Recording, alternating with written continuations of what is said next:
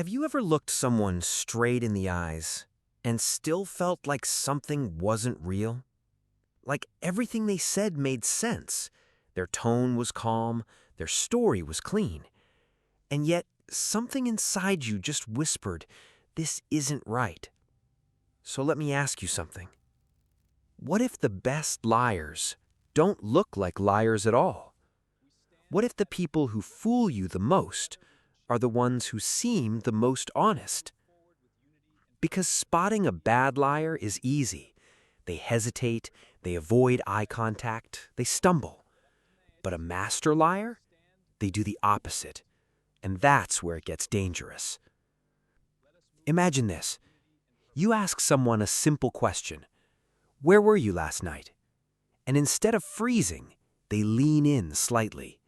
They answer smoothly, confident, detailed, too detailed. I went out around 8, traffic was bad, took the longer route near the bridge, grabbed coffee first because I was tired, then met a friend, stayed till like 11:30. It sounds real, because it is partly. That's the first thing you need to understand. Master liars don't create lies, they build around truth. Your brain is wired to believe consistency. So when details line up, when the story feels complete, you relax. But here's the catch. Truth doesn't try this hard. Real memories are messy. They skip parts. They're not perfectly structured. But a crafted lie? It flows almost too well, like it was rehearsed, because it was. Now here's where it gets even subtler. You've probably heard this before. Liars avoid eye contact. Yeah, that's outdated. A master liar knows that. So what do? They hold eye contact just a little longer than normal. Not enough to be obvious, but enough to feel intense, almost convincing. Like they're silently saying, "Look at me, I'm telling the truth." And weirdly, that works. Because your brain reads eye contact as honesty, even when it's being used against you. Now, let me show you something most people completely miss. Pay attention to how fast someone answers when you ask them something unexpected. A genuine person, they pause, just a little, because they're searching memory. But a master liar? They're ready, too ready. The answer comes instantly, smooth, clean, almost automatic. Because they're not remembering, they're delivering. And sometimes they'll even flip it on you. You ask a question, simple, direct, and suddenly they look slightly offended. Why would you even ask me that? Don't you trust me? Now the focus shifts. It's no longer about their answer. It's about your question. And now you feel like you did something wrong. That's not defense. That's control. Now here's another one, and this one is quiet. Watch how they react when you already know the truth. Not when you're guessing, but when you're certain. You say something like, "I know what happened."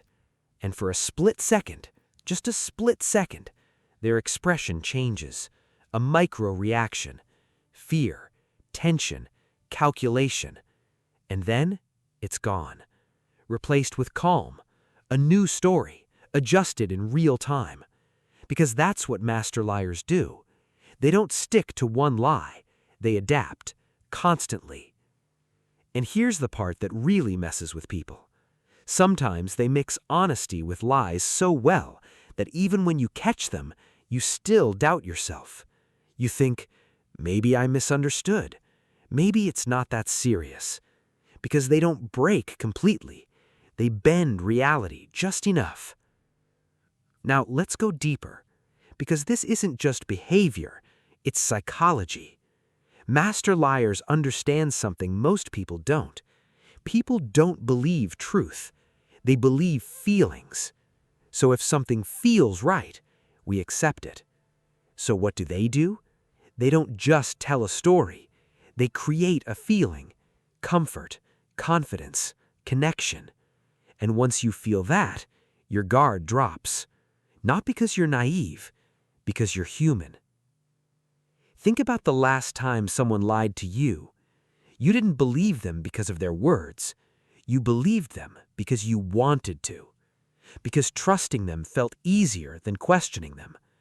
And that's the uncomfortable truth. The best liars don't force you to believe them. They make you want to believe them. Now, here's where everything shifts. You don't catch a master liar by listening harder. You catch them by observing differently. Stop focusing only on what they say. Start noticing when things don't match. Their words say one thing, but their behavior says another.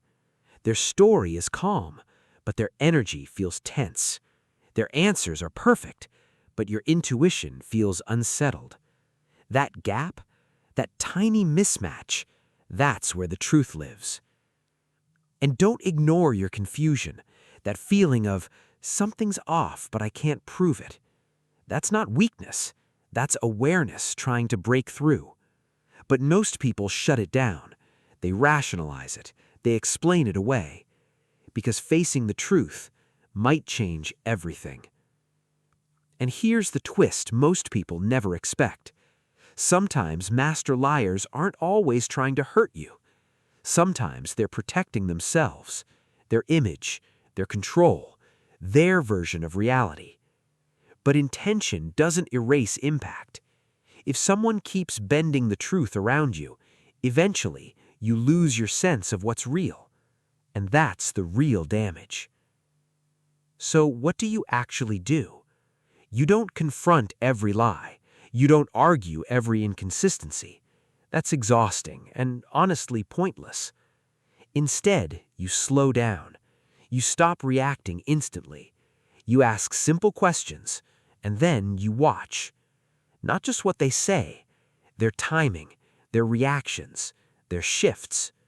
And most importantly, you trust that quiet voice in your head before it gets drowned out by logic. Because clarity doesn't come from catching one big lie. It comes from noticing a pattern, again and again and again, until you can't unsee it.